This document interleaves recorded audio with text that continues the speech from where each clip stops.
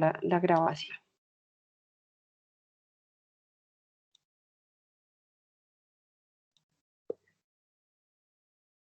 Bueno, muchas gracias por su participación a esta nueva transmisión de conocimiento. Nos complace tenerlos siempre participando, siempre con nosotros. Les recordamos que las inscripciones que se hagan a través del formulario deben hacerse con el correo corporativo. Si ustedes van a compartir el link para inscripciones lo pueden hacer, pero tener en cuenta que los correos corporativos son a los cuales vamos a llegar no solo el enlace de la conferencia, sino también el material de trabajo. ¿No? El día de hoy, nuestro tema referente al lavado de activos, la circular externa 016 de diciembre de 2020 de Supersociedades. Y los temas a tratar principales serán el sistema de gestión integral del riesgo de lavado de activos y financiación del terrorismo. Pero nos vamos a centrar en qué es AgriLab, un repaso de lo que nosotros vimos en la última conferencia de este tema, el ámbito de aplicación, elementos y etapas y la debida diligencia, operaciones inusuales y sospechosas, sanciones y la circular. Vamos a tocar 2 puntos de generalidades de ciberseguridad y ciberdefensa, los controles básicos y conectividad remota. Temas que se deben estar y deben estar muy presentes hoy día en las compañías.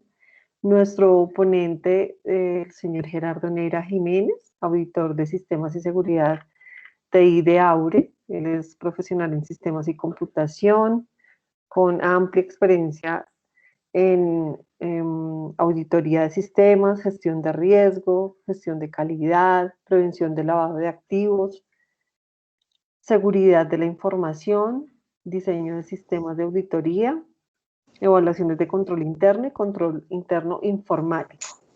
Entonces, sin más preámbulos, nos quedamos con Gerardo. Te doy la palabra. Muchas gracias y bienvenidos. Sí, buenos días. Amy, ¿me confirma si me están escuchando? Te escuchamos bien. Perfecto, sí. Buenos días a todos. Agradeciendo de antemano pues por su acompañamiento, por su participación y por su disposición para participar en esta breve charla sobre los temas relacionados con el sistema de gestión de administración del riesgo integral de lavado de activos y financiación del terrorismo y proliferación de armas de destrucción masiva. Con base en... Regálame un segundo. Amy, hay un ruido ahí al fondo.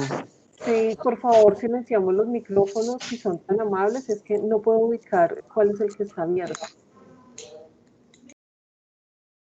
Y haciendo relación o dándole alcance a la última normativa emitida por la Superintendencia de Sociedades y la cual está en vigor y en vigencia desde el 24 de diciembre del 2020 y será exigible para todas las entidades que cumplan los requisitos establecidos a partir del 31 de mayo, es decir, para todas las entidades que de pronto, por una u otra razón, aún no hayan, primero, validado que estén enmarcadas dentro de los requisitos estipulados por la circular, y segundo, derivado de eso, no hayan iniciado su implementación del sistema de gestión, si hay lugar a él, o de las medidas mínimas, pues es importante que lo evalúen con el fin de inmediato darle inicio a la implementación de los controles que sean pertinentes. Reitero, dado que la circular rige a partir de su fecha y será exigible desde el 31 de mayo, es decir, nos dan un plazo de 5 meses, prácticamente ya esos 5 se volvieron 3 porque ya estamos acabando febrero. Entonces es importante aunar esfuerzos para estar preparados ante una eventual visita del ente regulador. Pero más allá de estar preparados ante una eventual visita del ente regulador, realmente en lo que debemos estar preparados, atentos y muy vigilantes es a prevenir que nuestras empresas puedan llegar a ser sujetas de utilización para la ejecución de este tipo de actividades ilícitas, lavado de activos, financiación del terrorismo y proliferación de armas de destrucción masiva. Entonces, independientemente de que haya un ente regulador que nos está vigilando, que nos está observando y que nos va a hacer visitas de inspección y eventualmente de sanción si no cumplimos con la norma, es más importante que realmente estemos protegidos, independientemente de que nos visiten o no nos visiten. De lo que se trata es que nuestras empresas estén protegidas y con un buen monitoreo de riesgo para identificar los eventos que nos puedan poner en ese riesgo, valga la redundancia, en esa posibilidad. Los temas que vamos a tratar en esta charla, pues una introducción, alguna referencia al marco legal, el ámbito de aplicación de el sistema de gestión de prevención del lavado de activos y financiación del terrorismo. ¿Qué es el riesgo de lavado de activos? ¿Cuáles son las etapas del SAGRILAF? ¿Cuáles son los elementos del SAGRILAF? ¿Qué es una debida diligencia, que es uno de los componentes que están establecidos en la norma, en la circular? ¿Qué son operaciones inusuales o sospechosas? Y vamos a ver al final, no se trata de que nos pongamos pues a leer la circular como tal, pues porque todos ustedes la tienen o la pueden descargar por internet. No se trata de ponernos a leer detenidamente la circular, sino en esta charla tocar los aspectos que son más críticos, fundamentales y claves de conocer para dar cumplimiento con lo que está establecido en la citada ley. Y haremos énfasis en las principales modificaciones que se incluyeron a partir del 24 de diciembre con la circular 116, dándole alcance a la básica jurídica del 2017. Realmente con esta nueva circular lo que busca, lo que pretende las supersociedades es ampliar el espectro de empresas que estén obligadas a tener implementado debidamente y de manera completa el sistema de gestión del riesgo de lavado de activos y financiación del terrorismo. Amplían el espectro porque bajan los topes, como ya sabemos, tienen establecidos unos topes por el total de los activos, por el valor de los ingresos durante el año. Esos topes los bajaron, los redujeron con el fin de ampliar el escenario.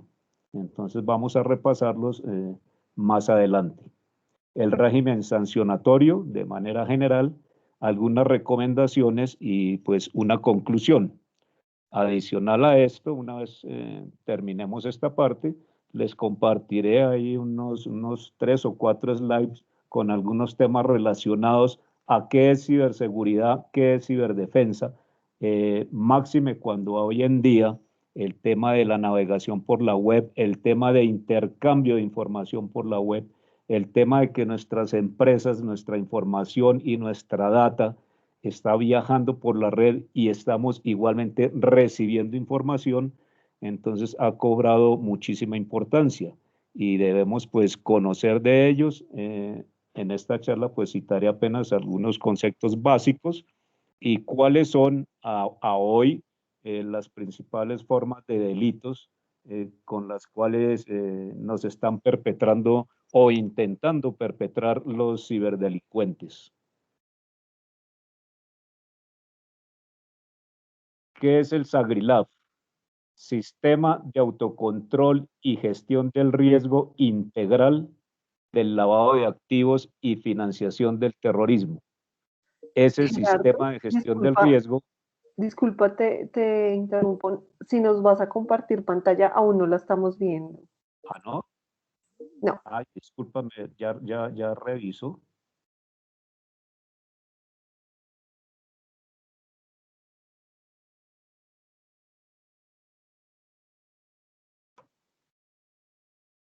¿Me avisas, porfa? Perfecto. Ahí ya lo vemos. Y ahí, Está muy bien. bueno, qué pena, pensé que ya la tenía ahí activa. No, pensábamos también que estabas haciendo la introducción, pero no, ya vemos tu pantalla. Aquí pues son los puntos de la agenda que vamos a tratar hoy, que ya se los acabé de mencionar. ¿Qué es el SAGRILAF? Es el Sistema de Autocontrol y Gestión del Riesgo Integral de Lavado de Activos y Financiación del Terrorismo. Es todo el sistema que debemos implementar las entidades obligadas y que está regulado y normatizado para super sociedades en cuanto tiene que ver con empresas del sector real y en cuanto tiene que ver para empresas del sector financiero, pues eso está normatizado por la Superintendencia Financiera.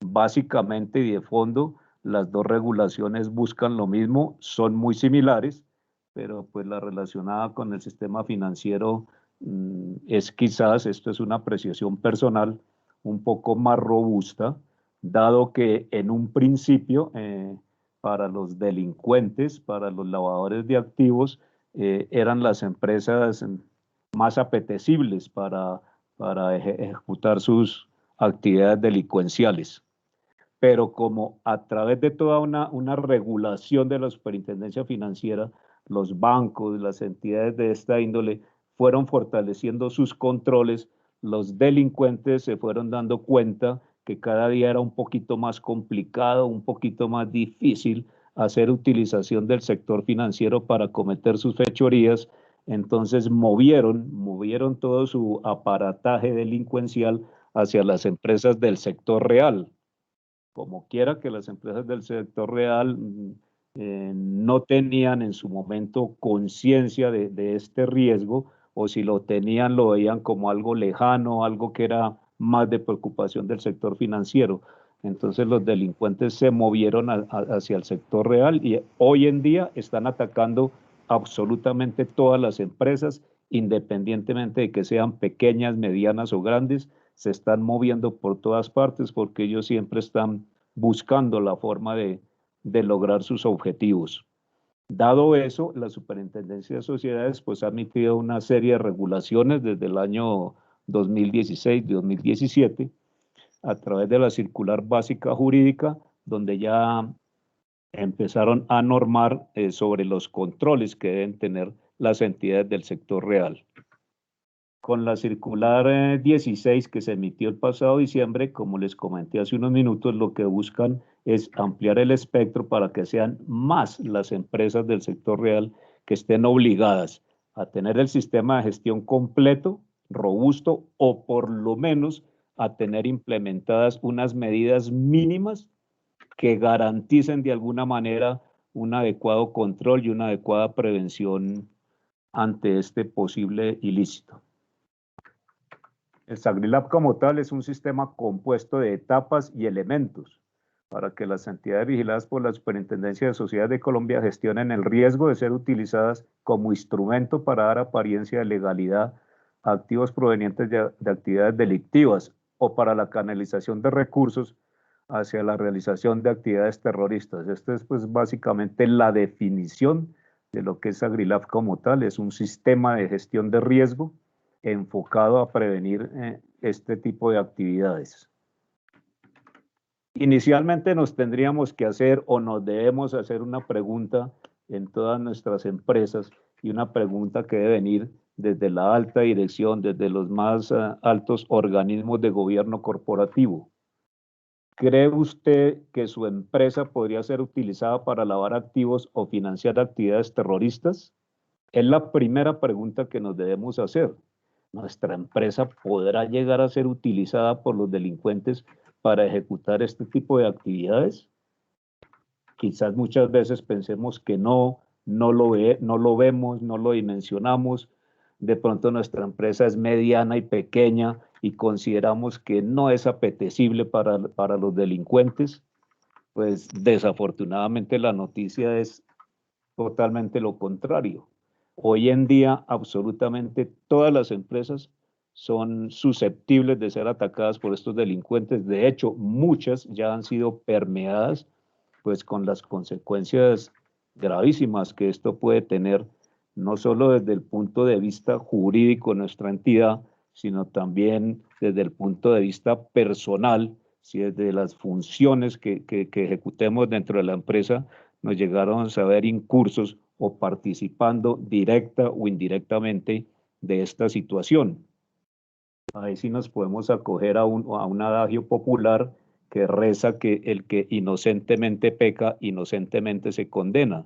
Entonces, el hecho que desconozcamos los riesgos, el hecho que desconozcamos las normas que regulan la gestión de este riesgo, no nos exime el día de mañana de una responsabilidad penal en el caso que nuestras entidades llegaran a ser sujetas de este delito. Como les comentaba, dado los fuertes controles que hay en el sector financiero, los delincuentes han cambiado sus formas de operar. Ahora buscan nuevos sectores o actividades que no estén tan reguladas o mejor, que no tengan alguna regulación para poder hacer sus negocios. Entonces, por eso la Supersociedad es muy preocupada de esta situación, emitió la regulación, la fortaleció con la circular 16 de diciembre pasado. No obstante, hay algunas empresas que seguramente, a pesar de la nueva circular, no alcancen a cumplir los requisitos que están establecidos ahí y no tengan ni que implementar un sistema de gestión de riesgo completo y robusto, ni tengan que atender unas medidas mínimas, pero independientemente de eso, el consejo o la recomendación o la sugerencia que nosotros damos es que toda empresa, por pequeña que sea, debemos tener al menos algunos controles básicos que nos garanticen o nos den alguna tranquilidad de tener una gestión sobre este riesgo. ¿Mm? Recordemos que si usted o su empresa llega a ser vinculada, seguramente le traería serias consecuencias de tipo penal, reputacional y operativo. Y en el peor de los casos, pues se puede hasta perder el negocio por acciones de extinción de dominio que iniciaran los entes reguladores y el gobierno en particular. El marco legal. No nos vamos a poner a detallar aquí toda una serie de legislación que hay, tanto internacional como nacional. Simplemente la traigo a colación para que no olvidemos que hay todo un esquema jurídico que está respaldando la normativa, que está respaldando los controles que nos están exigiendo y que está respaldando en un momento determinado las sanciones y las acciones penales o administrativas que de un eventual incumplimiento se derive. El sistema de administración de riesgo de eventos de lavado de activos y financiación del terrorismo está fundamentado en los contenidos normativos de carácter general y especial provistos en la Constitución, la ley, decretos y actos administrativos emitidos por los entes de vigilancia.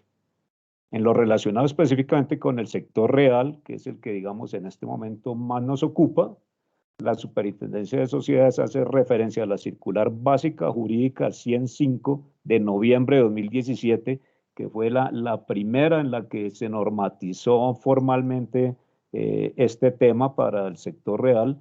En el año 2016 ya habían por ahí emitido algo dentro de la misma circular básica jurídica, pero de una manera muy general. Con la básica jurídica del 2017 ya incluyeron un capítulo, el capítulo 10, que es donde hablan específicamente sobre los controles que se deben tener implementados para mitigar el riesgo de lavado de activos y financiación del terrorismo.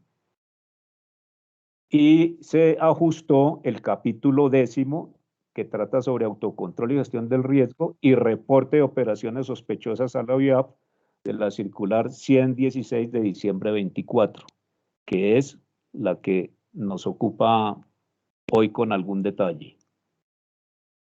Aquí hay otra serie de normas, simplemente las cito. Colombia, a través de diversas leyes y sentencias de la Corte Constitucional, ha ratificado, entre otras, las siguientes convenciones y convenios de Naciones Unidas con el fin de enfrentar este tipo de actividades. La Convención de Viena de 1988, la Convención de las Naciones Unidas para la Represión de la Financiación del Terrorismo, la Convención de Palermo del año 2000, la Convención de Mérida del año 2003.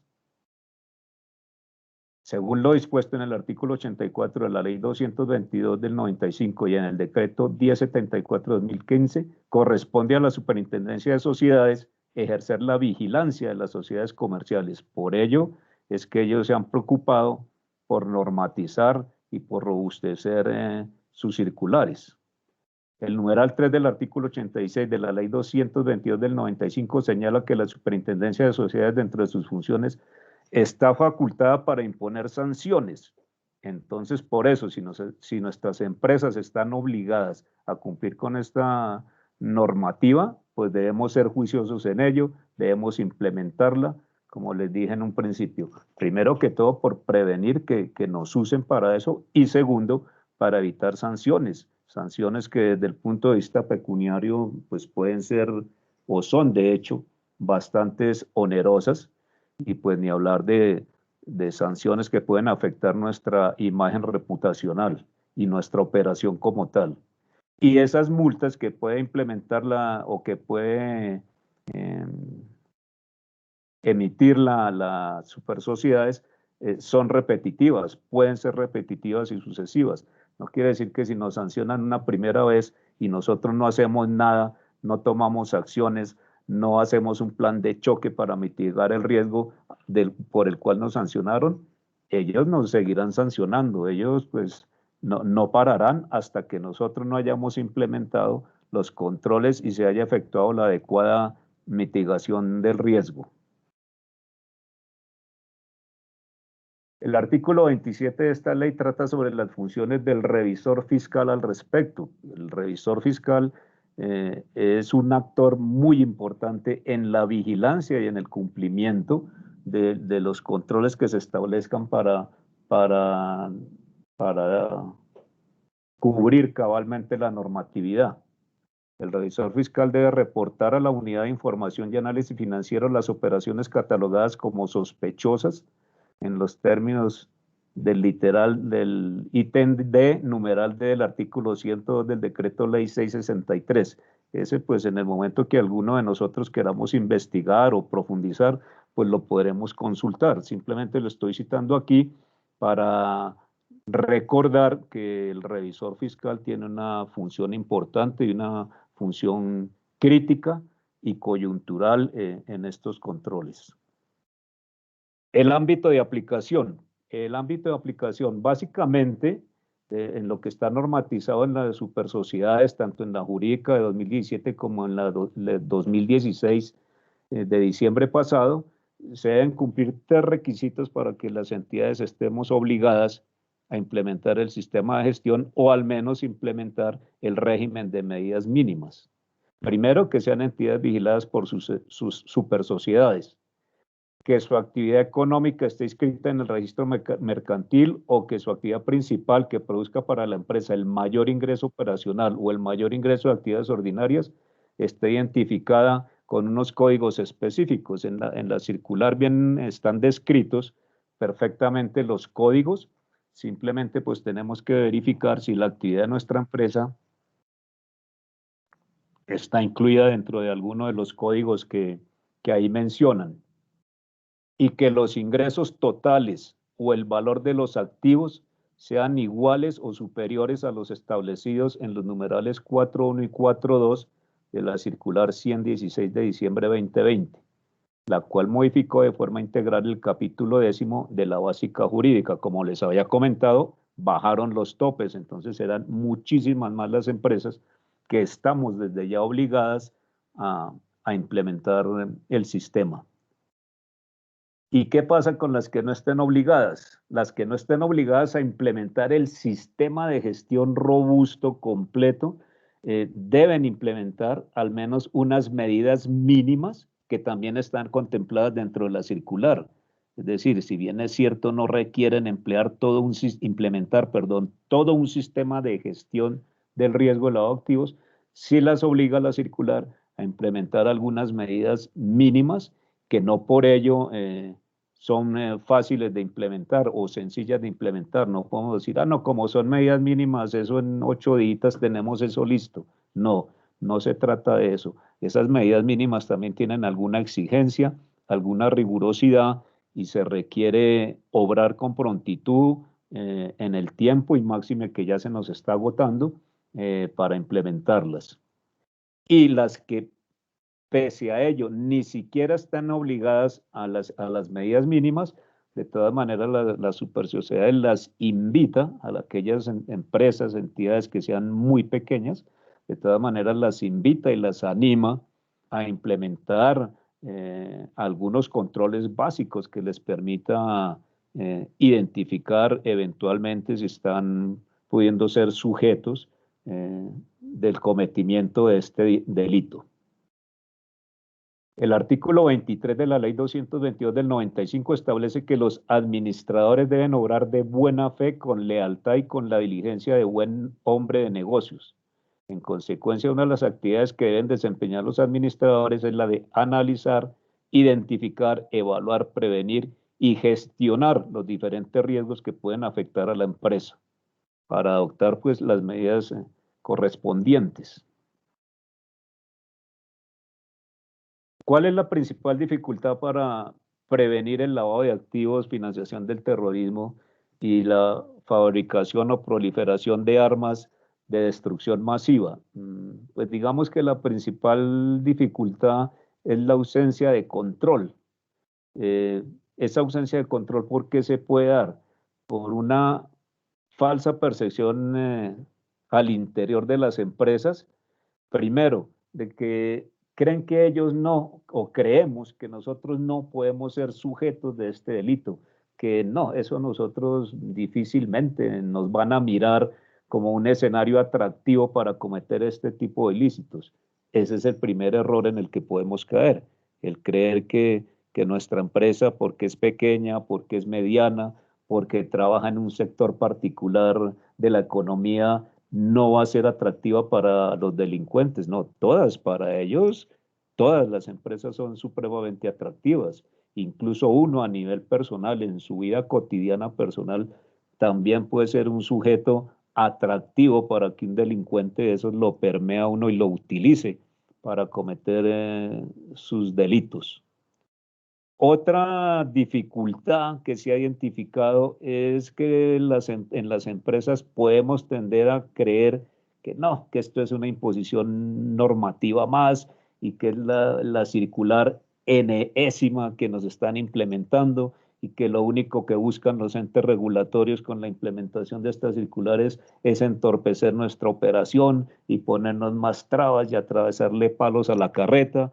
Entonces, podemos caer en el error de desentendernos de la normativa y dejarla a un ladito, por allá engavetada, o en el mejor de los casos, atenderla de una manera muy laxa y alistemos aquí algunas 2, 3 cositas por si vienen a visitarnos y con eso los embolatamos. Entonces son percepciones en las que podemos caer y podemos correr esos riesgos y se nos olvida o pasamos por alto que lo realmente importante, lo coyuntural, lo realmente importante y lo que más nos debe preocupar no es tanto cumplir la ley por cumplirla, no, sino que debemos es preocuparnos de cuidarnos que seamos sujetos en nuestras empresas de este tipo de delito.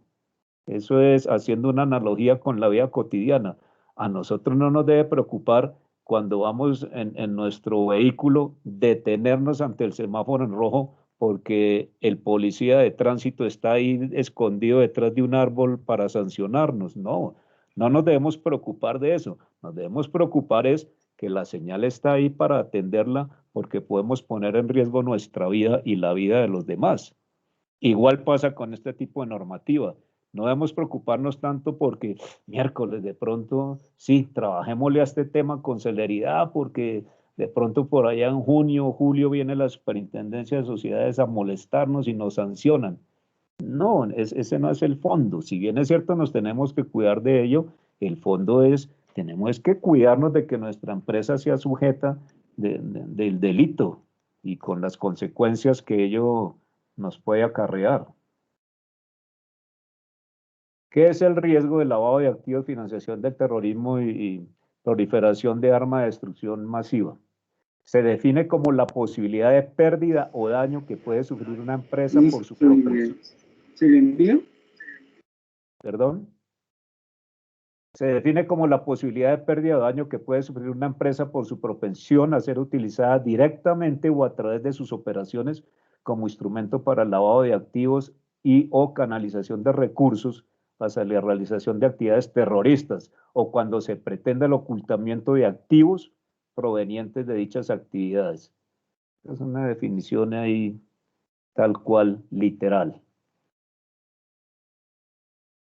¿Cuáles son los riesgos asociados o inherentes o colaterales en el caso de nosotros o nuestras empresas ser sujetas de este delito? Pues tenemos riesgo reputacional, riesgo legal, el riesgo operativo y el riesgo de contagio. Eso básicamente digamos que son los riesgos que más se impactarían en el caso de ser utilizados por los delincuentes para cometer su fechoría. El riesgo reputacional se produce por una percepción desfavorable de la imagen de una empresa por parte de clientes, proveedores, accionistas, entes reguladores. Imaginémonos nomás pues que nuestra empresa llegara a salir en las listas comprometidas con este tipo de delito, pues definitivamente nuestra imagen reputacional se iría al piso con las consecuencias desde el punto de vista de marcha del negocio, pues lamentables. Entre otros riesgos que pueden afectar la reputación de una empresa, ¿cuáles están? Fraude interno, el factor humano, relaciones cuestionables con clientes, proveedores o incluso con funcionarios, mala calidad de los productos o servicios y falta de ética y responsabilidad social. En cuanto al riesgo legal, pues proviene de la legislación que afecta a los contratos mercantiles o financieros realizados y estos no se ajustan al derecho, son inválidos o se pueden hacer cumplir.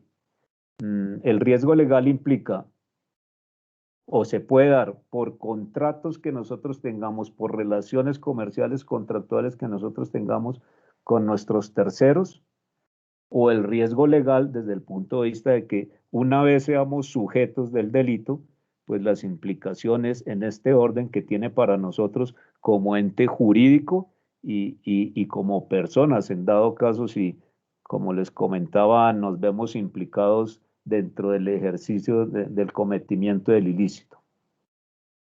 El riesgo legal se considera cuando procede de una compañía o de sus objetivos, o cuando el riesgo legal se debe a un cambio en la legislación que produce resultados imprevistos. Por ejemplo, lo que nos puede ocurrir ahorita con la modificación del artículo 10º, o sea, la circular de diciembre del año pasado.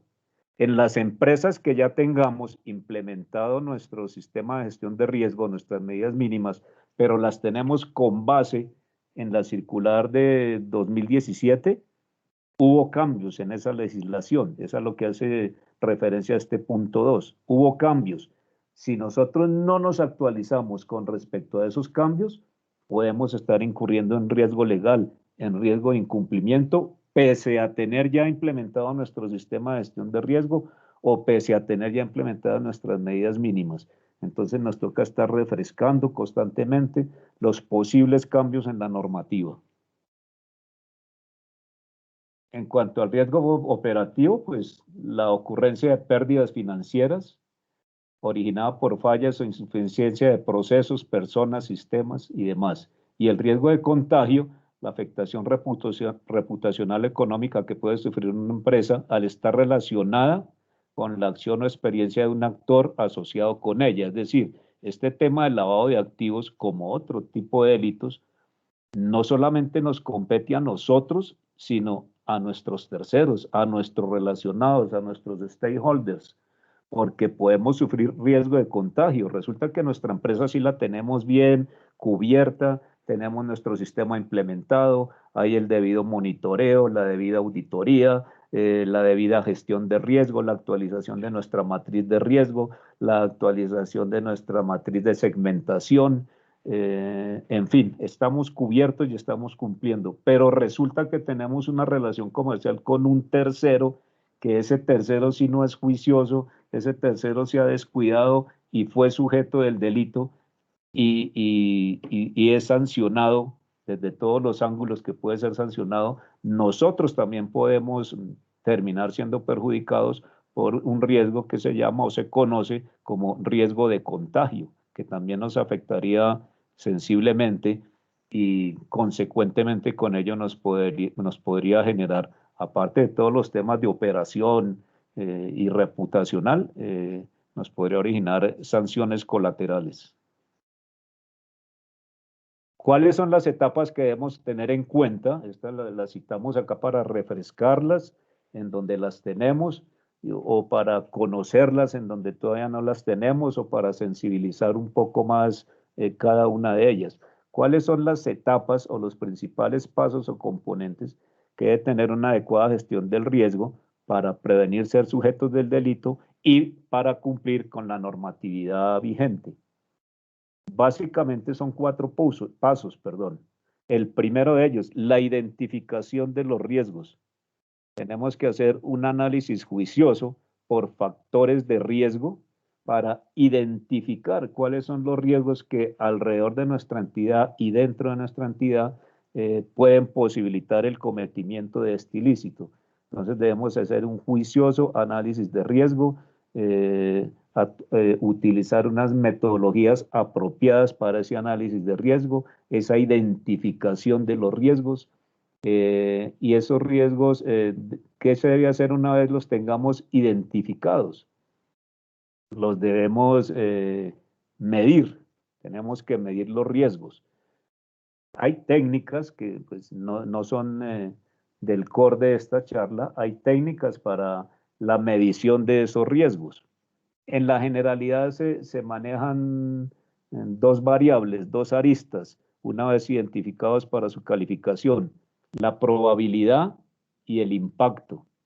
Una vez tenemos identificados los riesgos para nuestra empresa, tenemos que observar y analizar cuál es la probabilidad que realmente ese riesgo se materialice. Se hace ese análisis juicioso de probabilidad, se califica y una vez se haya calificado la probabilidad, entonces tenemos que calificar el otro vector que es el impacto. ¿Qué tan probable es? Y en caso de materializarse, ¿cuál sería el impacto en nuestra empresa? ¿Qué tanto nos afectaría? ¿En qué orden nos afectaría? El impacto cuantitativo como cualificativo también. Entonces, identificamos los riesgos, los calificamos, los medimos. ¿Qué tenemos que hacer? Implementar controles, que es el tercer paso, la tercera etapa. Implementar controles para ese riesgo inicialmente identificado, es decir, el riesgo inherente, el riesgo per se al negocio, el riesgo per se a la actividad, porque toda actividad, todo negocio, todo proceso per se, una vez exista, ya tiene riesgos inherentes. En el momento que nace, ya tiene riesgos inherentes. Esos riesgos inherentes los tenemos que gestionar, los tenemos que tratar. ¿Cómo los tratamos? Midiéndolos y controlándolos. Entonces, una vez implementemos controles para mitigar la probabilidad de esos riesgos, entonces ya derivará en un riesgo residual. Se trata, por supuesto, que a través de estos controles llevemos ese riesgo residual a unas proporciones que sean muy adecuadamente administrables. ¿Por qué decimos que a unas proporciones adecuadamente administrables y no a un riesgo cero? Porque el riesgo cero no existe. Jamás existe el riesgo cero. Mientras exista la actividad, mientras exista la empresa, mientras existan los procesos, mientras existan las actividades, siempre habrá un riesgo residual por muy buenos controles que tengamos. Lo importante es que ese riesgo residual lo podamos administrar y que ese riesgo residual, en caso de llegársenos a materializar, su impacto no sea nocivo para la entidad. Pero el riesgo jamás será cero. La única forma de que un riesgo sea cero es que el proceso o la actividad desaparezcan. Mientras que existan, siempre habrá riesgo.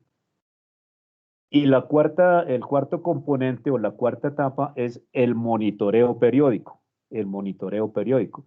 No falta no es suficiente, perdón, con que identifiquemos los riesgos, con que los califiquemos juiciosamente, con que implementemos controles, si no estamos haciendo un monitoreo periódico de nuestra gestión de riesgo. ¿Y por qué hay que hacer monitoreo periódico en la gestión de riesgo? Pues porque nuestro negocio, nuestra empresa es dinámica. Nuestra empresa se mueve todos los días, los procesos se mueven todos los días y en el entorno la legislación cambia todos los días y en el entorno las relaciones comerciales con nuestros terceros cambian todos los días. Entonces, todos los días, no todos los días, perdón, sino tenemos que estar haciendo un monitoreo periódico para garantizar que toda esta gestión del riesgo que tenemos implementada esté actualizada, esté vigente y no se nos quede rezagada en el camino. En cuanto a la identificación del riesgo como tal, pues ya les he ido comentando, en primer lugar se requiere establecer una metodología para identificar los factores de riesgo. ¿Cuáles son los factores de riesgos? Clientes, usuarios, productos, canales de distribución, jurisdicciones. Y una vez los tengamos identificados esos factores de riesgo, debemos segmentarlos e identificar los diferentes eventos a través de los cuales los factores de riesgo nos pueden exponer o pueden exponer la empresa a la materialización del lavado de activos, financiación del terrorismo o proliferación de armas de destrucción masiva. Algunos factores de riesgo o agentes que pueden generar riesgos de lavado de activos son las contrapartes, las operaciones, los negocios y los contratos. También es frecuente considerar, y en eso hace énfasis, mucho énfasis la circular de diciembre pasado, en el tema de las jurisdicciones territoriales, es decir, donde nuestra actividad tiene sucursales, sedes, agencias, o donde distribuye sus productos o servicios. Hay que tener mucho cuidado también o mucho análisis sobre los territorios, las jurisdicciones territoriales en las cuales se mueve nuestro negocio. Hay algunos escenarios que son de riesgo per se, entonces toca tener cuidado con eso y analizarlo muy bien en qué entorno territorial se está moviendo nuestra empresa y nuestros negocios y nuestros terceros con quienes tenemos relación comercial. En cuanto a la medición y la evaluación del riesgo, pues aquí hay un cuadro explicativo muy general. Elaboramos una matriz normal, donde calificamos los dos vectores de probabilidad y impacto. Los criterios de probabilidad, pues aquí hay unos sugeridos, ustedes pueden pues determinar los que consideren, desde el muy bajo, pasando por improbable, posible, probable y casi cierto en cuanto a la probabilidad, y en cuanto al impacto, pues un impacto reducido, un impacto moderado o un impacto considerable.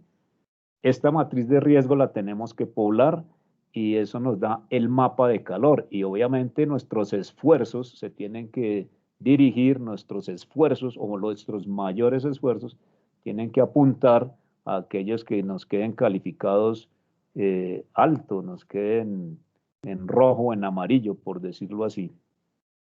Hay que tener esta matriz de riesgo en las visitas de las supersociedades, seguramente fijo la van a pedir. Y no solamente es mostrarles el Excel allá bonito, coloreado bonito, no, sino hay que demostrar qué análisis nos llevó a poblar esa matriz con los datos que tengamos, cuáles fueron las herramientas que se utilizaron, cuáles fueron los criterios que se aplicaron y cuál es la gestión periódica y el monitoreo periódico que estamos haciendo sobre esa matriz. No basta con que hagamos el Excel allá rapidito y lo tengamos ahí listo para cuando venga las supersociedades. No, esto tiene que ser es una herramienta de control que nosotros debemos utilizar, independientemente que nos vengan a visitar o no. Debemos utilizar esta herramienta. En principio puede ser un Excel, con Excel se puede trabajar de manera normal. Ya si ustedes tienen o quieren implementar en sus entidades unas herramientas ya de específicas, elaboradas para la medición y evaluación del riesgo. Las hay en el mercado, se pueden adquirir, se pueden implementar. Pero en principio, si no hay nada, podemos irla montando sobre un Excel, eso sí, un Excel muy bien montadito, muy bien argumentado, muy bien sustentado. En cuanto al control de riesgo, pues a través del elemento de control de riesgo se busca tomar las medidas conducentes para reducir el riesgo, como ya les había comentado. En este sentido, se requiere el diseño e implementación de medidas o controles que permitan la reducción de la probabilidad de ocurrencia del riesgo, la disminución del impacto, pues la disminución de ambas. Como resultado de este elemento de control, el sistema debe permitir establecer el perfil del riesgo residual de la empresa, esto es, el nivel de riesgo de la empresa luego de aplicar los controles, el riesgo final que nos queda. El monitoreo, puedes hacerlo periódicamente, establecerlo dentro de sus políticas, dentro del manual de políticas de gestión del riesgo de lavado de activos y financiación del terrorismo. Dentro del manual debe estar claramente especificado en la parte de los procedimientos cada cuánto se va a hacer el monitoreo de nuestra matriz de riesgo. Eso tiene que estar definido en el manual, eso tiene que estar escrito. Así lo exige la norma y así lo pide el ente regulador cuando nos haga la visita. En el manual debe estar muy detallado el procedimiento de monitoreo del riesgo, cada cuánto se hace, con qué criterio se aplica, quiénes son los responsables. Eso tiene que estar muy bien descrito en el manual. ¿Cuáles son los elementos? Los elementos del SAGRILAF, porque tiene elementos. De acuerdo con la norma de la Superintendencia de Sociedades, el SAGRILAF requiere dar cumplimiento a 3 etapas básicas. Digamos que hay una cuarta que no la coloqué aquí en el slide, pero ya la voy a mencionar. ¿Cuáles son esos elementos? El primero, el diseño y aprobación del sistema. Es decir, si nuestra empresa, con base en la nueva regulación, está obligada a implementar el sistema de gestión del riesgo integral del lavado de activos y financiación del terrorismo, ese sistema debe tener un diseño estructurado, un diseño argumentado y, por supuesto, debe tener aprobación. ¿Aprobación de qué? ¿De quién, perdón? De la alta dirección institucional, del máximo gobierno corporativo. Eso debe venir en cascada, desde el máximo ente de gobierno corporativo hasta el más sencillo de nuestros trabajadores. Y debe haber una aprobación de la alta dirección. El segundo elemento, auditoría y cumplimiento, es decir, al interior de la empresa debe haber un área asignada para la auditoría y el cumplimiento del manual del sistema implementado. Divulgación y capacitación. Todos los funcionarios de la entidad se les debe dictar capacitación, se les debe dictar charla de sensibilización sobre el sistema de prevención del lavado de activos y financiación de terrorismo. Todos deben estar informados de esta divulgación y esta capacitación, así está consignado en la circular, debe dejarse evidencia por mecanismo electrónico, por mecanismo físico, de alguna manera, de que los funcionarios han sido instruidos sobre el riesgo de lavado de activos y financiación del terrorismo y han sido instruidos con nuestro manual, el manual que tenemos que implementar. Aquí en la etapa de diseño tenemos que implementar un manual de políticas. Ese manual de políticas debe darse a conocer a todos los funcionarios de la entidad. Y hay un cuarto componente que no lo coloqué aquí en el slide, pero que está tratado en la circular de diciembre pasado, y es el de asignar formalmente funciones y responsabilidades para la gestión del riesgo de lavado de activos y financiación del terrorismo. Y ese asignar responsabilidades es desde las responsabilidades que tiene la alta dirección, pasando por los órganos internos de control de nuestra empresa, pasando por las áreas responsables del monitoreo y la gestión del cumplimiento de políticas y pasando por todos aquellos que de una u otra manera dentro de nuestro sistema de gestión de riesgo se le deban asignar actividades y responsabilidades. Esas responsabilidades y esas actividades deben quedar debidamente registradas, bien sea manual de funciones, bien sea vía manual de procedimientos institucional, pero deben quedar muy bien establecidas esas responsabilidades respecto al SAGRILAF.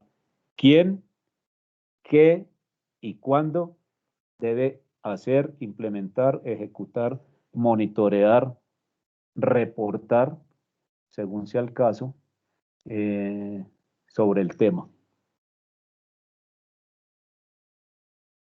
Uno de los elementos claves para que nuestro sistema de gestión de riesgo o las medidas mínimas que debamos implementar se cumplan es la debida diligencia, que también está registrada en la circular que estamos tratando. La debida diligencia. Esa debida diligencia se debe poder demostrar, aparte de ejecutarla primero que todo y ejecutarla juiciosamente, se debe poder demostrar ante una visita del ente regulador. Debemos orientarlos, instruirlos sobre cuáles son los procedimientos y actividades que nosotros ejecutamos en la debida diligencia. ¿Y qué es la debida diligencia o para qué nos sirve?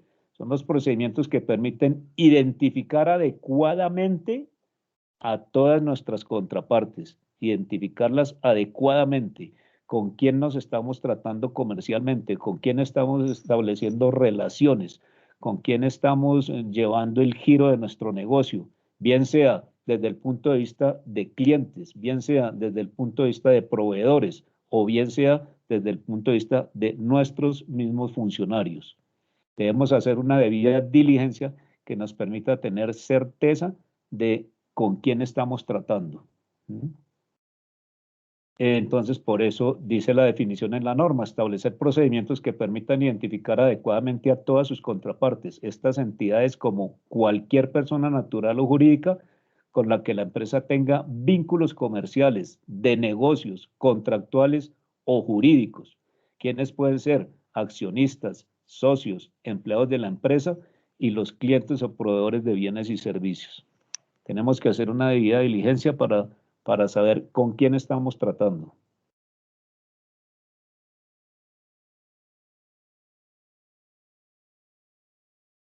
Requisitos mínimos de debida diligencia. Denunciar ante la Fiscalía General la presunta comisión de delitos. Si a través de esa debida diligencia que nosotros hagamos, llegásemos a identificar, obviamente de manera plena y absoluta, que una de nuestras terceras partes definitivamente está implicada en este tipo de delitos, se debería denunciar. Ahora, esto no es tan fácil, ¿no?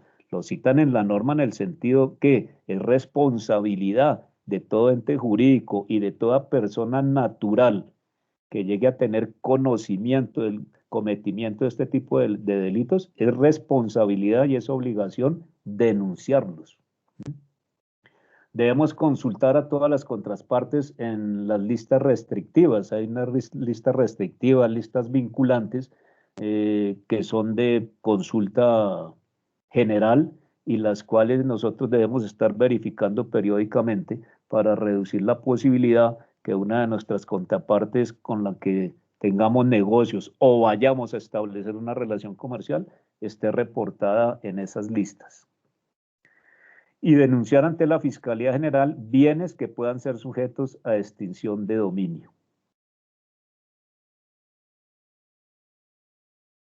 Hay una serie de listas vinculantes de la ONU.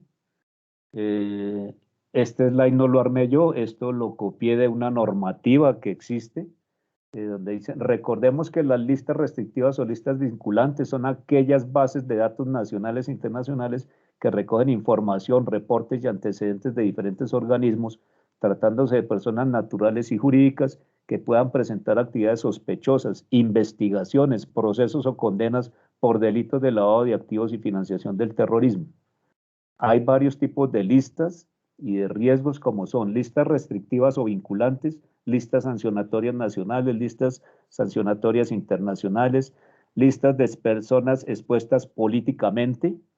En la circular de 16 de diciembre pasado, en la actualización que se hace del capítulo 10, hacen mucho énfasis en la verificación en el caso que tengamos relación o contacto con personas expuestas políticamente, entonces se debe hacer la debida diligencia.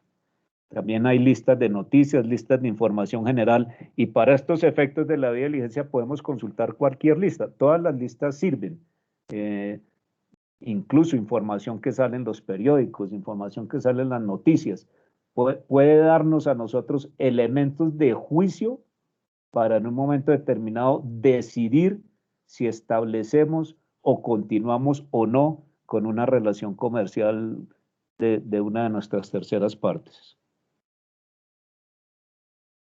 Otros requisitos normativos para la debida diligencia, pues debemos tener formularios a través de los cuales nuestros terceros nos brinden información que nos permita tener un adecuado y apropiado conocimiento. Esos formularios, esos formatos se deben diligenciar, consultar las listas y actualizar la información por lo menos una vez al año. No basta con que nosotros a nuestros clientes, a nuestros proveedores, a nuestras terceras partes, les hagamos llenar el formulario, nos lo llenaron muy completico, le hicimos el análisis inicial y determinamos que no había riesgo, establecimos la relación comercial con ellos, no nos podemos de ahí en adelante olvidar de eso. Esa información se tiene que estar actualizando periódicamente, porque cualquiera de nuestras terceras partes, en un momento N en el tiempo, puede no estar vinculada con actividades ilícitas, pero en el momento N+1 estar ya vinculado. Entonces no podemos bajar la guardia, no nos podemos limitar a que diligenció el formulario, a que les hicimos, si es el caso, una visita domiciliaria o una visita a la empresa, me refiero, conocimos las instalaciones, sí, efectivamente existen, están ubicados en una jurisdicción que no nos genera preocupación. En fin, no basta con hacer todo ese tema de la debida diligencia y reflejada en un formulario de conocimiento, sino que esa información se debe actualizar. Mínimo, dice la norma, una vez al año o antes, si en el desarrollo del ejercicio de la relación comercial nosotros identificamos alguna situación que nos pueda generar alguna inquietud, alguna sospecha, es conveniente hacer la actualización.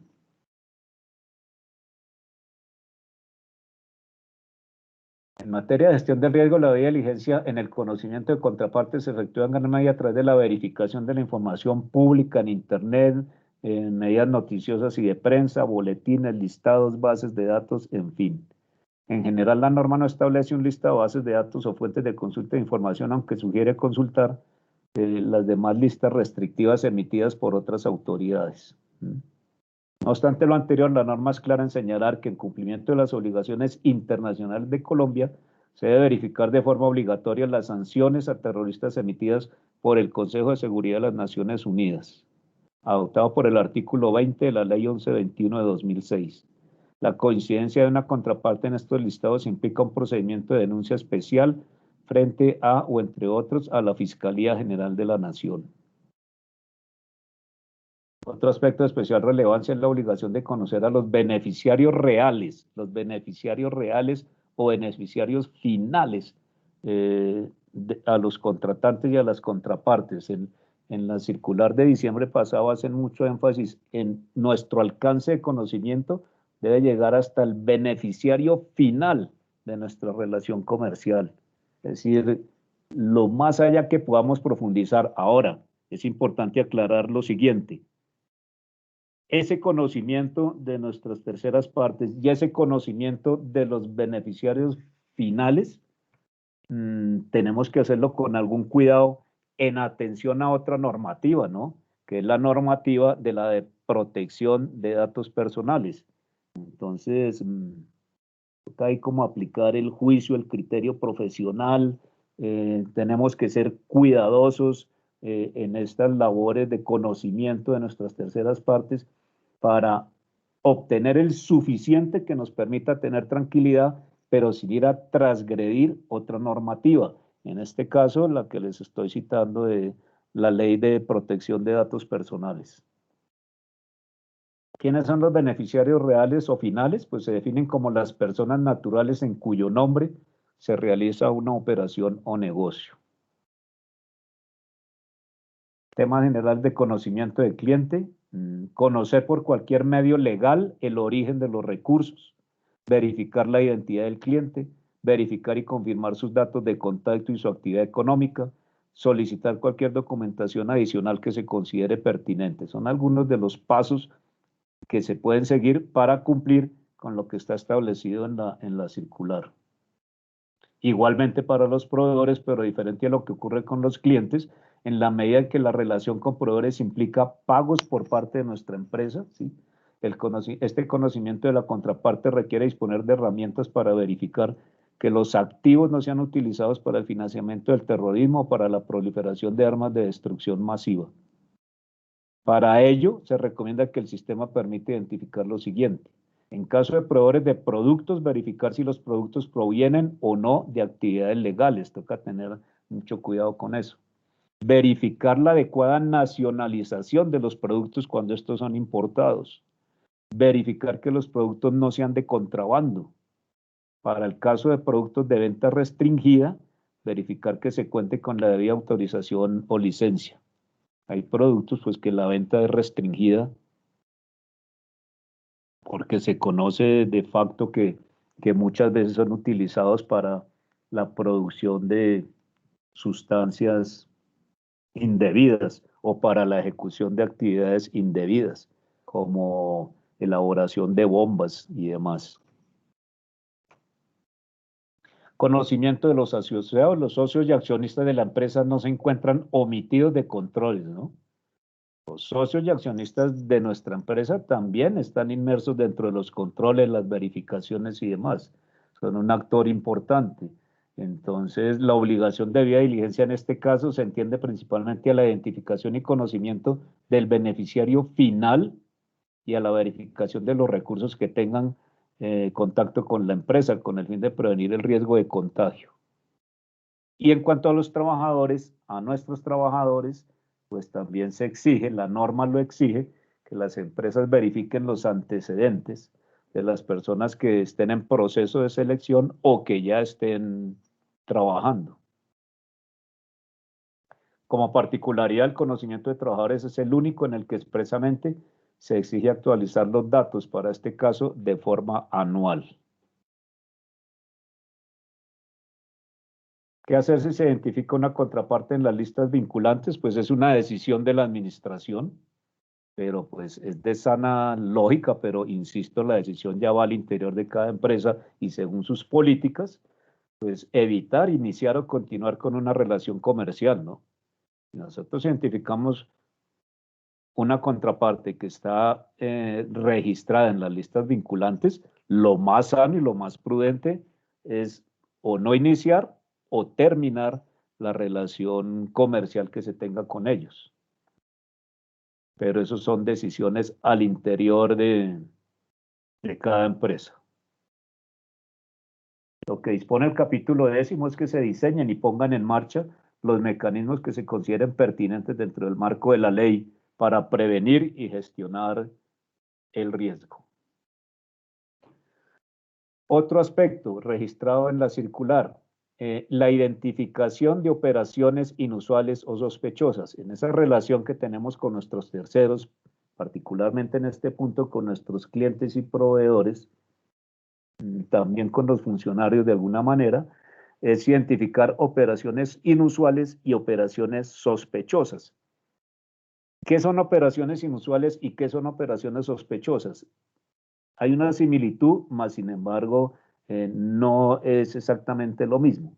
Operaciones inusuales son aquellas que en el ejercicio del negocio y de los análisis transaccional que hagamos de las operaciones, son aquellas cuya cuantía, características o periodicidad no guardan relación con la actividad económica del cliente. Entonces, eso toca estar haciendo ese tipo de análisis. Los valores se han cambiado desproporcionadamente, las características del negocio, de la transacción cambiaron, la periodicidad cambió. Ese tipo de situaciones generan una operación o pueden generar una operación inusual. La operación inusual per se no es mala. La operación inusual per se no significa que ya entonces definitivamente ahí está ocurriendo algo indebido, no. Pero sí es una señal de alerta para que sobre esas operaciones que consideremos inusuales, indaguemos un poquito más, vayamos un poquito más allá y procuremos obtener evidencia que sustente la legalidad y la integridad de esa operación inusual. La operación inusual se puede dar. Voy a poner cualquier ejemplo. En mi negocio hay una empresa que me compra en promedio mensualmente, a decir cualquier cosa, 500 computadores. Más o menos ese es el promedio que mensualmente me está comprando. Pero miércoles, de pronto de un momento a otro, no me compró 500, sino me compró 4.000. Ahí hay una inusualidad, entonces toca mirar a ver por qué pasó de un promedio de 500 a comprarme 4.000, qué pasó, creció la empresa, en fin, toca ir un poquito más allá a determinar cuáles son las causas y que esas causas respalden la integridad de ese tipo de operación inusual. Si definitivamente hemos hecho un análisis juicioso de esas operaciones inusuales y los aportes, las evidencias que nos da nuestra tercera parte, no nos deja tranquilos, no nos da el sustento necesario para considerar que esa operación inusual está debidamente respaldada, entonces ahí ya pasa a convertirse en una operación sospechosa, porque no tiene el sustento, no tiene la argumentación para decir que ese cambio abrupto, ese cambio espontáneo en su cuantía o en sus características o en su periodicidad tiene fundamento. Entonces ya se convierte en una operación sospechosa. ¿Qué tenemos que hacer con esa operación sospechosa? Pues finalmente tocará reportarla. Según la UIAF, se debe entender como operación sospechosa toda operación realizada por una persona natural o jurídica que por su número, cantidad o características no se enmarca entre los sistemas y políticas normales de los negocios de una industria o sector determinado y que de acuerdo con los usos y costumbres no ha podido ser justificada y que sin causa que lo justifique generalmente son abonadas mediante ingresos en efectivo. Si una operación inusual se nos convierte en sospechosa y aparte de eso, esa operación sospechosa se transó en efectivo y por una cuantía importante, con mayor razón, con muchísima mayor razón, se nos convierte definitivamente en una operación sospechosa. Porque cuando la transacción se paga o se gestiona por medios financieros, pagos financieros electrónicos o cheques o similares, pues bueno, ya el hecho de que la operación pase por el sector financiero ya nos da alguna tranquilidad, porque el sector financiero de por sí tiene sus controles muy robustos para este tipo de situaciones. Pero si la transacción fue abonada mediante pago de efectivo y por una cuantía significativa, nos toca estar un poquito más acuciosos en ahondar sobre el tema. Ahora, no cualquier cantidad en efectivo, estamos hablando de cifras considerables. Para la superintendencia financiera, ellos hablan, bueno, no sé en este momento si de pronto puede que ya hayan cambiado ese tope, pienso que no, pero ellos hablan de transacciones en efectivo de 10 millones de pesos. Creo que todavía está establecido en ese tope. En el caso nuestro, pues obviamente puede que nuestra empresa en un momento determinado, si es una empresa pequeña, no maneje ese tipo esa cantidad de volumen en efectivo. Ese tope en efectivo lo tenemos que determinar en qué momento se nos puede convertir sospechoso con base en el conocimiento que tengamos de nuestro negocio. Yo cité el ejemplo de los 10 millones de pesos, pues con el que estaba o está definido para el sector financiero. Algunos ejemplos de operaciones inusuales o sospechosas. Transacciones cuyos valores sean incompatibles con la ocupación profesional y la situación financiera declarada. movimientos inesperados en las operaciones y en el manejo de las cuentas, operaciones que demuestren una oscilación significativa en relación con el volumen o la frecuencia, depósitos y transferencias pequeños que de inmediato se transfieren a cuentas de otros países o regiones, operaciones que evidencian un cambio repentino y objetivamente injustificado en comparación con el histórico de clientes, y operaciones cuyo grado de complejidad y de riesgo sea incompatible con la cualificación técnica del cliente. Y aquí citan pues otra serie de indicadores de que una operación puede ser inusual o sospechosa, negarse a facilitar información necesaria para actualizar datos, declarar diversas cuentas bancarias o modificaciones de estas constantemente, solicitar coaccionar o sobornar a un funcionario para que modifique el histórico o el registro de una transacción, cuentas sin referencias claras, direcciones erradas, documentos de identidad inexistentes, soportes laborales falsos, soportes financieros no apropiadamente respaldados, en fin. Resulta particularmente importante los aspectos relacionados con el reporte de operaciones sospechosas. Es esta la forma a través de la cual se materializa en gran medida la labor de gestión del riesgo de la empresa. Ahora, el reportar una operación sospechosa no implica para nosotros, para nuestra entidad, no implica alguna responsabilidad jurídica por el solo hecho de reportarla. No hay lío con eso, no hay riesgo con eso.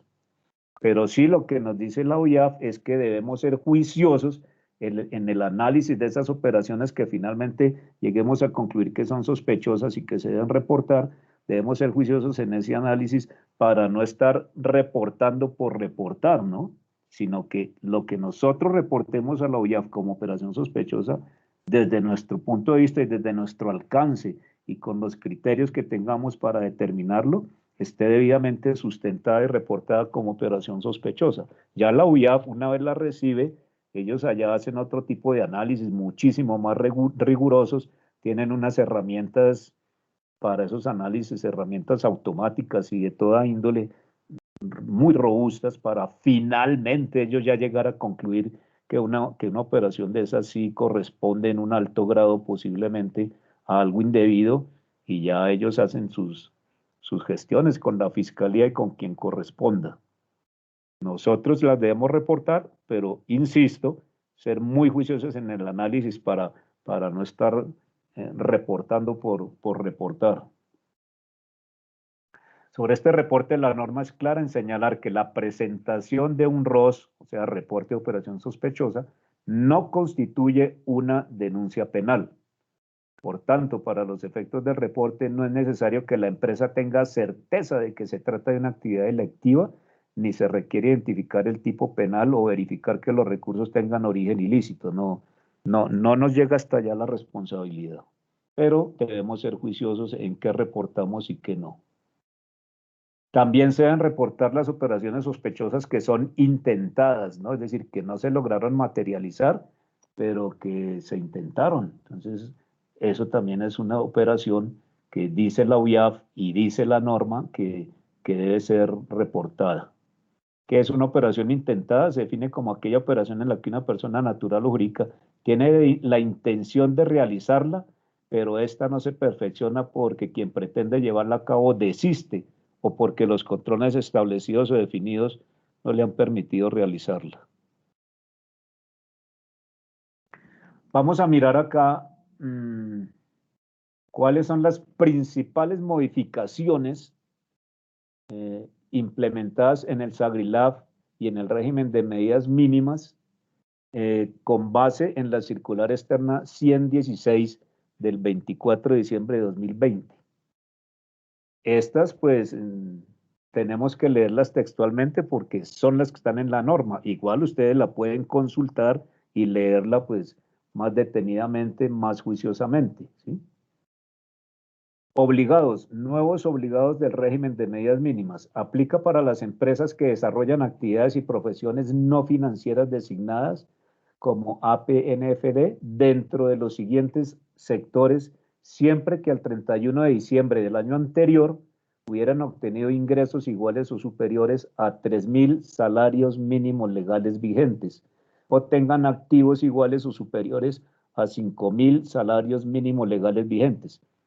Anteriormente, en la básica jurídica de 2017, estos topes estaban arriba de 30.000 salarios mínimos. Entonces, pues fíjense que ampliaron el espectro porque redujeron el tope.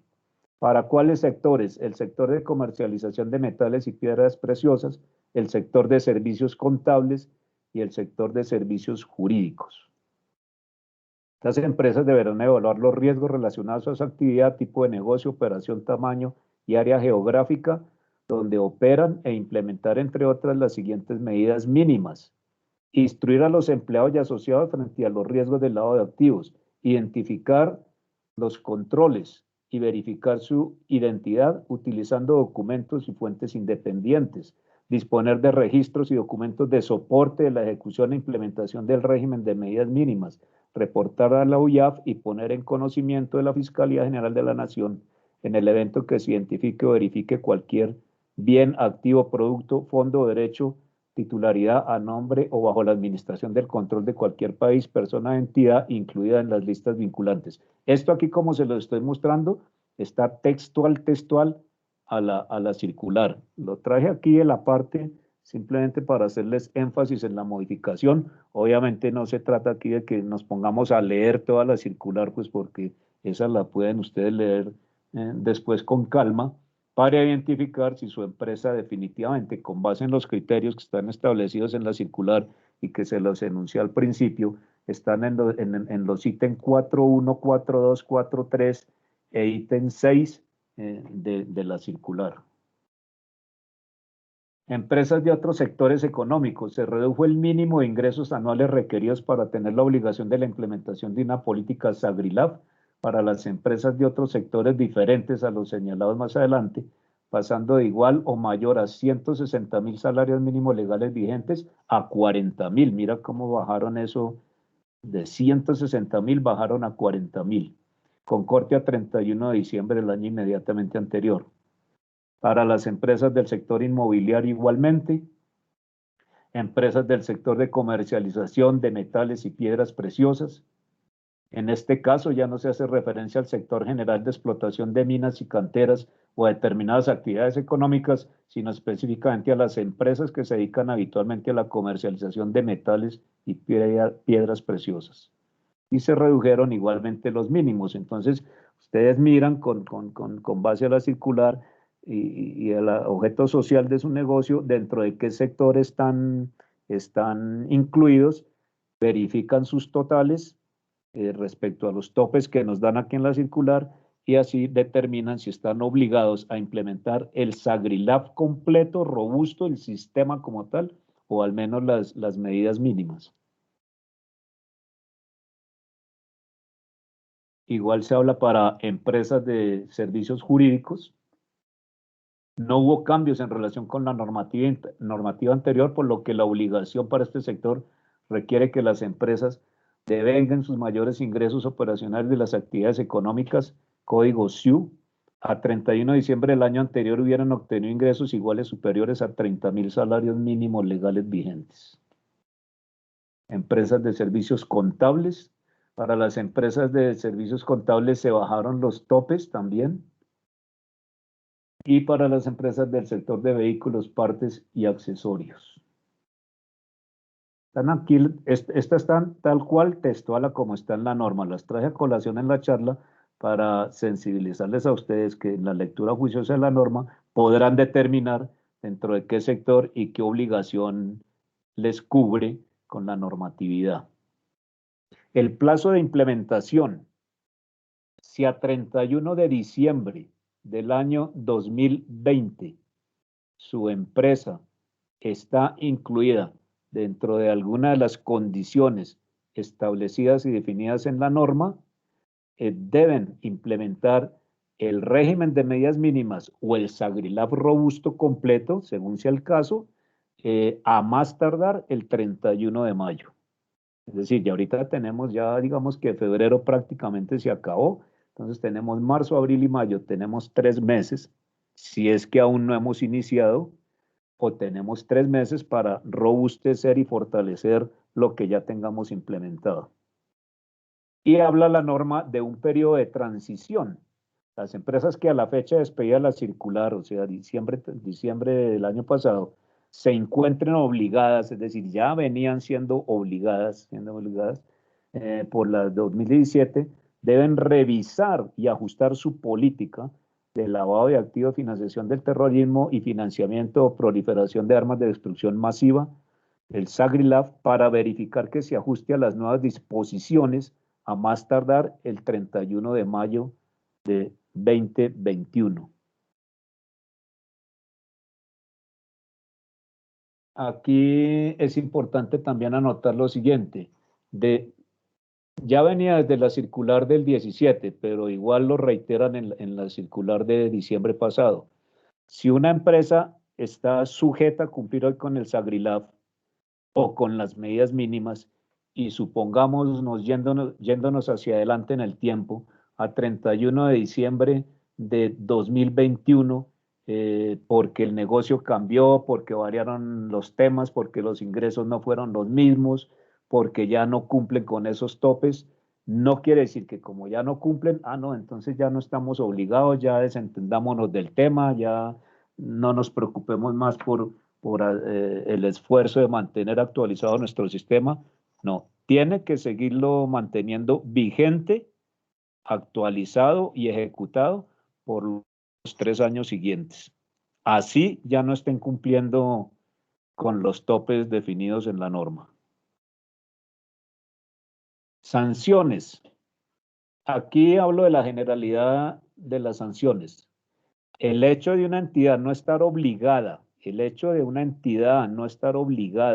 a tener implementado todo un sistema para la gestión del riesgo, el lavado de activos, financiación del terrorismo, no la exime de la responsabilidad penal en caso de materializarse el riesgo. Hay que tener mucho cuidado con eso. Si ha hecho el análisis juicioso de la circular, nuestra empresa definitivamente no está obligada, eso no la exime de la responsabilidad penal en caso de llegar a ser sujeta la empresa del cometimiento de este delito. Entre algunas de las sanciones contempladas en los códigos penales colombianos está de 10 a 30 años de cárcel y multas de hasta 50.000 salarios mínimos legales vigentes, mensuales vigentes. El incumplimiento de lo dispuesto dará lugar a sanciones administrativas también, conforme a lo establecido en el numeral 3 del artículo 86 de la Ley 222 de 1995. Entonces, mucho cuidado. ¿Qué dice ese numeral 3? Unificar las reglas de contabilidad que deben sujetarse las sociedades comerciales sometidas a su inspección, vigilancia y control. 2. Dar apoyo a los asuntos de su competencia al sector empresarial y a los demás organismos del Estado. Y 3. Imponer sanciones o multas sucesivas o no hasta de 200 salarios mínimos legales mensuales, cualquiera sea el caso, a quienes incumplan sus órdenes, la ley o los estatutos. Entonces, pues tengamos presente que el régimen sancionatorio es fuerte, aparte de todas las demás consecuencias que ya las hemos tratado en la charla, consecuencias de imagen reputacional, en fin, las consecuencias operativas, financieras, la posible hasta desaparición de nuestra empresa. El régimen sancionatorio penal y pecuniario es grande, es muy fuerte. Unas recomendaciones generales. Aplique mecanismos de conocimiento del cliente. Documente todas las operaciones que realice. Monitoree las operaciones, especialmente las que puedan ser de alto riesgo. Identifique señales de alerta, verifique información, incluya controles en los procesos, conozca su mercado y el de sus clientes y apóyese en la tecnología. Capacítese y entrene a su personal.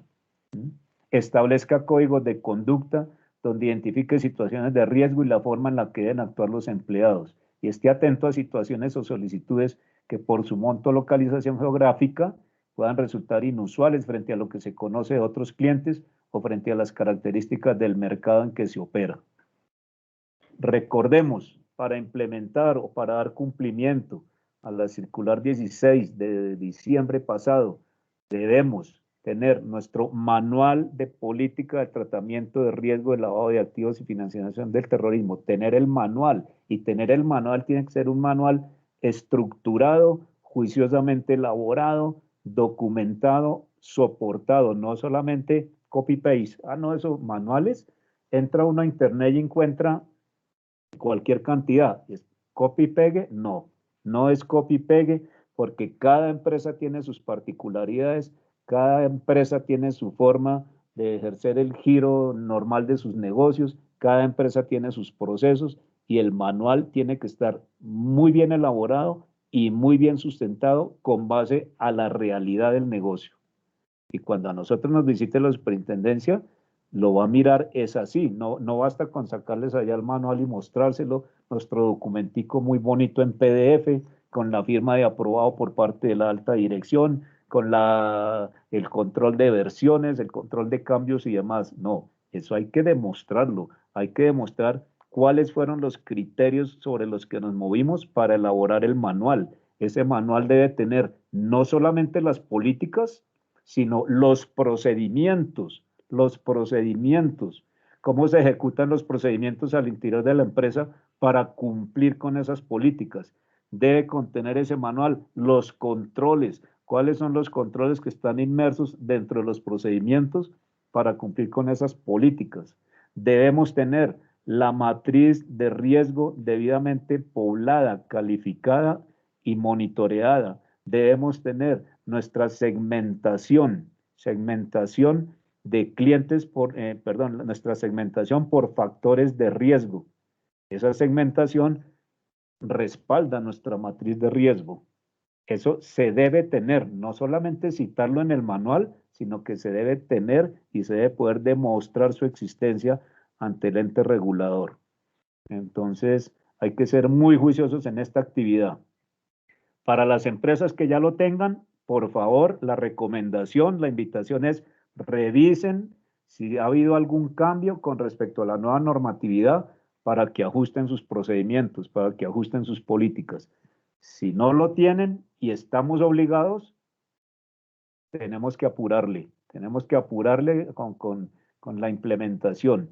Insisto, como lo dije al principio de la charla, no solamente por cumplir con la ley, y es que eso de las super sociedades tan canzones, hagámosle a ver, miremos a ver, no, no solo por eso, lo más importante es para prevenir que nuestra empresa sea sujeta de ese delito. Eso es lo más importante, lo que más debemos sensibilizar. Entonces, revisemos y actuemos según sea pertinente. Es importante entender que aunque la norma de SAGRILAF incluye una cantidad importante de provisiones que deben ser respetadas y tenidas en cuenta por los sujetos obligados, estos son criterios marco usualmente amplios y generales. En este sentido, le corresponde a cada empresa obligada realizar un análisis detallado y comprensivo de sus características y particularidades, así como de su perfil de riesgo, para que con base en esta información se establezcan las medidas o controles que mejor permitan disminuir la probabilidad de ocurrencia de un riesgo o mitigar su impacto. Como se ve, el SAGRILAF es un sistema comprensivo que, aunque no tiene el alcance y el detalle del SARLAF del sector financiero, establece la obligación de contar con un verdadero sistema de gestión de riesgo. Eso era el tema en cuanto a el tema central que nos ocupaba hoy, de sensibilizar cuáles son los aspectos claves que están contemplados dentro de la circular de supersociedades vigente, incluidas las modificaciones con la circular del 16 de diciembre pasado, sobre los cuales debemos, como se los acabo de decir, hacer análisis juicioso y actuar en consecuencia. Voy a tocarles... Gerardo, discúlpame, es que nos dejaron una pregunta, me gustaría leerla para que nos puedas ayudar, y es la siguiente. Este sistema de gestión, es decir, SAGRILAF, ¿se debe registrar ante algún ente regulatorio? ¿Registrarlo? No, Correcto. tenerlo disponible para para tenerlo disponible, documentado, como ya les he insistido, ante una eventual visita. Pero que toque registrarlo en alguna parte, no. Y en No. la otra pregunta, más que pregunta, es si puedes, por favor, recordarnos en qué artículo pueden verificar los puntos o las medidas mínimas, o sea, los 7 puntos específicamente, en qué artículo de la norma los pueden encontrar para repasarlos. En la circular 2116 de diciembre pasado están en los ítems 4.1, 4.2, 4.3 e ítem 6 de dicha circular. Vale, mira, Neyef nos pregunta, ¿quiénes deben tener oficial de cumplimiento? Deben tener oficial de cumplimiento todas las empresas que estén obligadas a cumplir con el SAGRILAB, es decir, a tener implementado el sistema de gestión de riesgo. Acordémonos que con base en lo que está establecido en la circular hay dos posibilidades, dependiendo si se cumplen o no los criterios de los salarios mínimos legales vigentes que tocamos tangencialmente durante la charla y que están expresamente registrados en la circular. Existen dos escenarios. Uno, que mi empresa cumpla con los requisitos establecidos en el ítem 4.1 o 4.2 y deba implementar todo el sistema de gestión de riesgo, todo el SAGRILAB. Esas empresas que estén obligadas a cumplir con el SAGRILAB, uno de los aspectos que deben cumplir es tener el oficial de cumplimiento, valga la redundancia.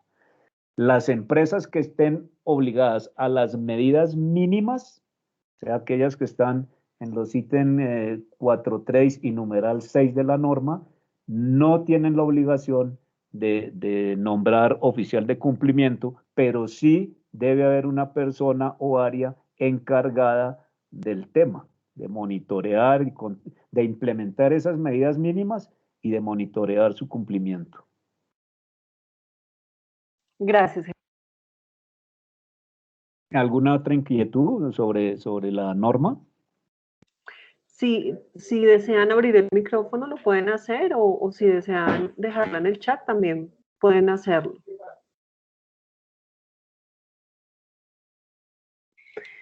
Bien, dice, el oficial de cumplimiento puede ser un empleado o un tercero fuera de la organización. El oficial de cumplimiento debe ser, bueno, no, debe ser, no, dije mal, preferiblemente, debería ser un funcionario de la entidad.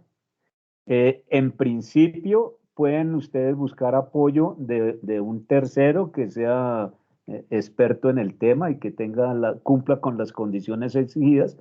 Pueden apoyarse en principio en él, pero sí se sugiere y se recomienda que sea un funcionario de la entidad, obviamente que tenga, primero que todo, las competencias que están establecidas, las pueden leer ahí en la circular, que tenga las competencias para ejercer el cargo y que se le dé un empoderamiento y un nivel jerárquico, que tenga ascendencia en la entidad y que tenga comunicación directa con el máximo órgano corporativo.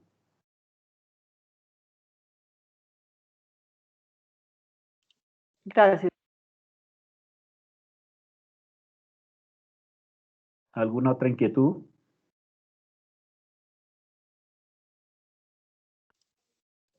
No.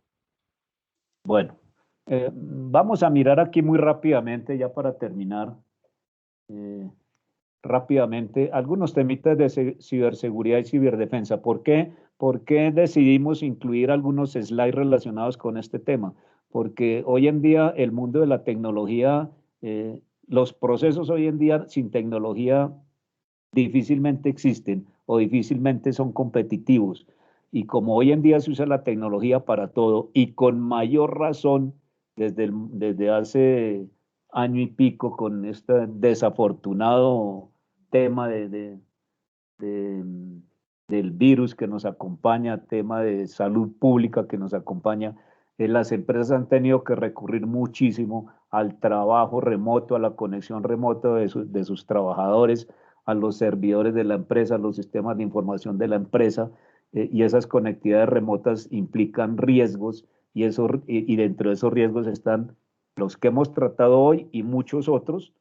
Entonces, los ciberdelincuentes pues se pusieron las pilas y ellos están muy acuciosos, ellos son muy juiciosos y viven atacando permanentemente. Entonces, desde el punto de vista de tecnología, tenemos que también en nuestras empresas, obviamente de acuerdo a la infraestructura tecnológica que dispongamos, algunas serán pequeñas, otras medianas, otras grandes, dependiendo de la infraestructura y al tipo de servicios que estemos manejando a través de la tecnología, debemos ser juiciosos en implementar medidas de ciberseguridad y ciberdefensa. La sociedad actual se ha vuelto muy dependiente de la tecnología de la información. Conectamos personas, pero también conectamos cosas, es decir, ya no solamente hablamos las personas, sino que hablan las aplicaciones entre sí, se conectan bases de datos entre sí, se conectan servidores entre sí, en fin. Entonces eso causa mayor riesgo de interrupción económica, social y física debido a las vulnerabilidades que esas tecnologías intrínsecamente poseen. Debemos hacer énfasis en nuestra empresa en temas de seguridad de la información. No podemos ver el tema de seguridad de la información como como un gasto. No sé si es la palabra correcta, no soy financiero, me excusan, como un gasto o como un costo. No debemos ver la seguridad de la información como eso, porque es que la seguridad de información es vital para nuestro negocio.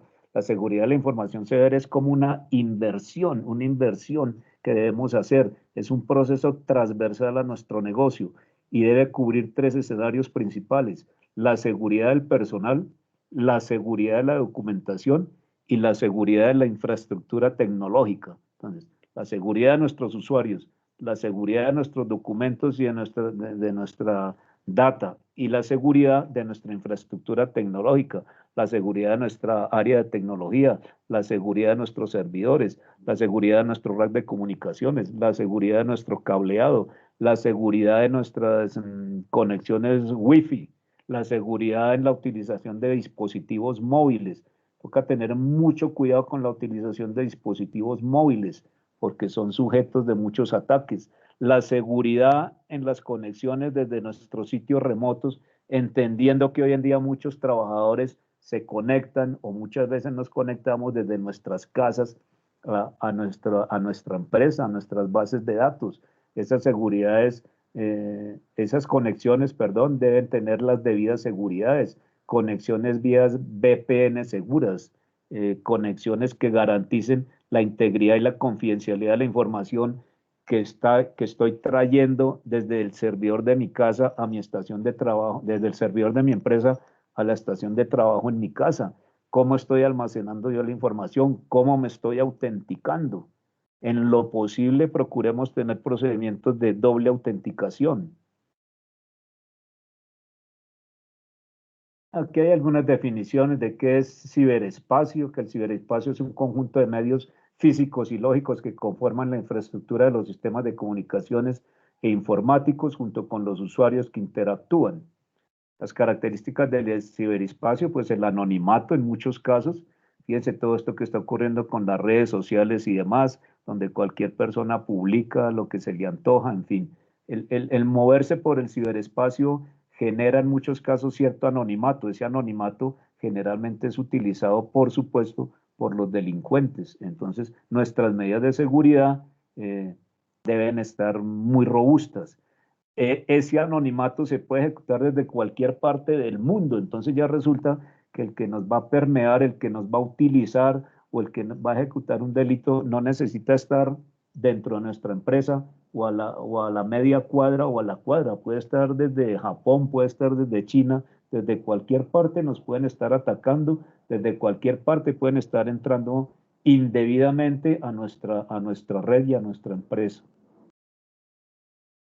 Aquí se dan algunos datos de cómo ha variado este tema del año 2013 y el estimativo hacia el año 2025.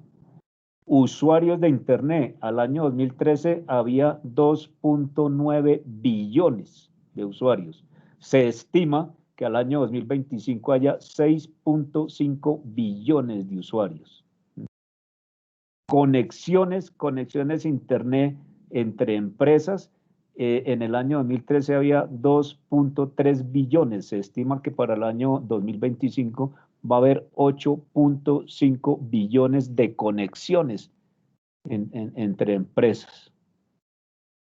Conexiones vía dispositivos móviles, en el año 2013 había 1.7 billones. Se estima que para el año 2025 va a haber 8 billones de personas conectándose, incluso transando o accediendo a información confidencial de nuestra empresa vía dispositivos móviles. Entonces, tenemos que hacer mucho énfasis en la seguridad. Esto de zettabytes es una medida de almacenamiento de información. Esto ya sobrepasó los megas, los gigas, los terabytes, ya vamos para los zettabytes. Es decir, cada día es más pequeñito el dispositivo que necesitamos para trabajar y cada día, entre más pequeño es ese dispositivo, la tecnología ha avanzado tanto que son millones de millones de millones de millones de caracteres de información que se pueden transportar a través de ellos. Algunos delitos, los principales delitos o ataques de hoy en día: ataques de denegación de servicio, ataques de hombre en el medio. Hombre en el medio es cuando entre mi conexión de cliente no me refiero a clientes nuestros, sino clientes desde el punto de vista tecnológico, mi conexión de usuario y el servidor de mi empresa, en ese trayecto se nos puede conectar un delincuente. Eso es lo que se llaman ataques de hombre en el medio. Se nos metieron en la mitad del camino, intersectaron nuestra comunicación y están capturando toda la información que está fluyendo a través de ella. Ataques de malware como el de ransomware, que estuvo muy de moda hace un par de años y el año pasado. Ataques de fuerza bruta.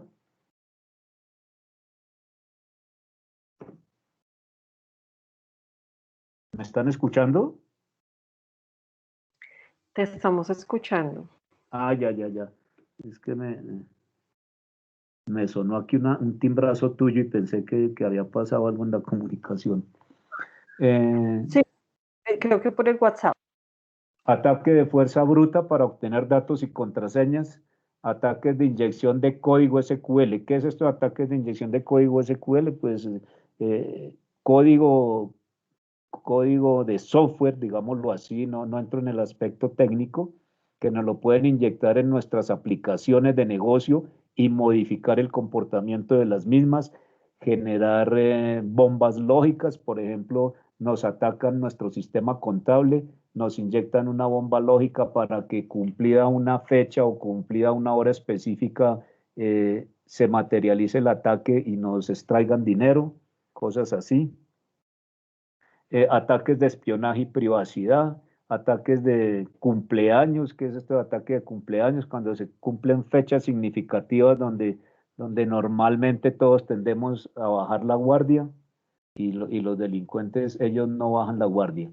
Que hay una descripción general.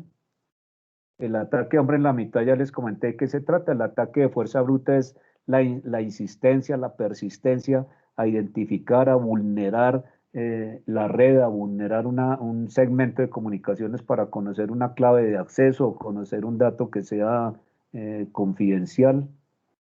Ataques de denegación de servicio, cuando se nos va al piso el correo, cuando se nos va al piso una aplicación, se nos va al piso una base de datos. Puede ser debido a una falla técnica natural o puede ser debido a un ataque. Los ataques de malware o software malicioso.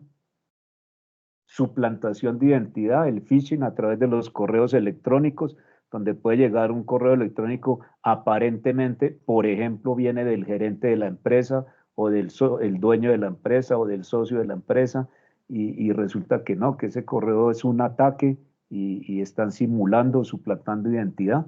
Y ataques de ingeniería social muy usados. A través de la ingeniería social, los delincuentes obtienen información vital para después poder materializar ya su ataque como tal. Eso era en general lo que les quería comentar de los temitas de ciberseguridad, era simplemente ahí como una degustación y para que sensibilicemos que es importante a todos estos controles y medidas que hemos hablado en el día de hoy, soportarlas, apoyarlas y también implementarlas en tecnología. Si hay alguna inquietud adicional, con muchísimo gusto. Gracias, Gerardo. De todas formas, lo que nos mencionaban es, Gerardo, en estos últimos puntos, adelante en un tiempo estarán recibiendo una invitación para profundizar en los temas de ciberseguridad, porque sabemos que pues son mucho más profundos que lo que podemos abarcar en estos pocos minutos, pero solo queríamos hacer como un adelanto de esa próxima conferencia. Eh, Más o menos en la primera o segunda semana de marzo vamos a estar con ustedes con el tema de traslado de grupo 2 a grupo 1 para normas financieras internacionales y las compañías pues que están en esta condición. Entonces, esto es lo que veremos en nuestra próxima conferencia. Muchas gracias por su participación, gracias por su tiempo y bendiciones para todos. Muchas gracias, que estén muy bien y gracias por su tiempo.